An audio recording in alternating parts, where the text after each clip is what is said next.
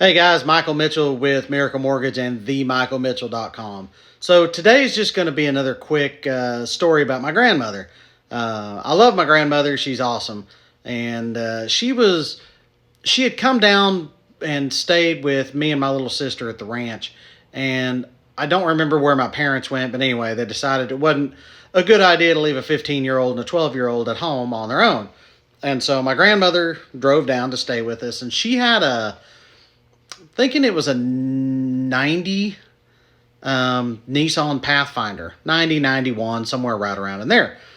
And I had my permit, and so she allowed me to drive in. We had to go pick up my little sister from something.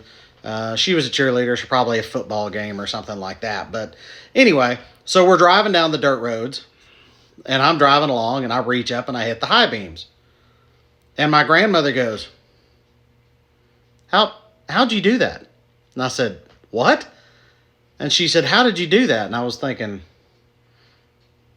do what, Grandma? And she said, how did you get the high beams on? And I said, well, I just reached up and pushed the turn signal knob forward. And she goes, are you serious? That's all it takes? And I was like, what have you been doing? Because at this point, she'd owned the car for like 4 years.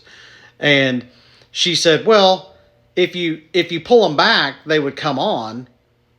And, since I live in the city, I would just hold them whenever I needed high beams. She said I would just hold them. And I just assumed that the high beams thing was broken, but I never wanted to take it back into the shop, because I figured it would be something like this and they would think I was an idiot. And I am. I was like, Grandma. Oh my gosh. Yeah, that's not the only car story I've got about my grandmother, but that's the one I'm going to share today. So yeah, just remember, sometimes you have to flick that turn signal lever forward to get your high beams on. Sometimes you have to pull it back to where it clicks on and off. But she was so shocked, and here I was, 15, new to driving with the permit. But I'm teaching my grandmother how to use her car. So that was good times. You'll hear some more stories about my grandmother tomorrow. Y'all have a great day.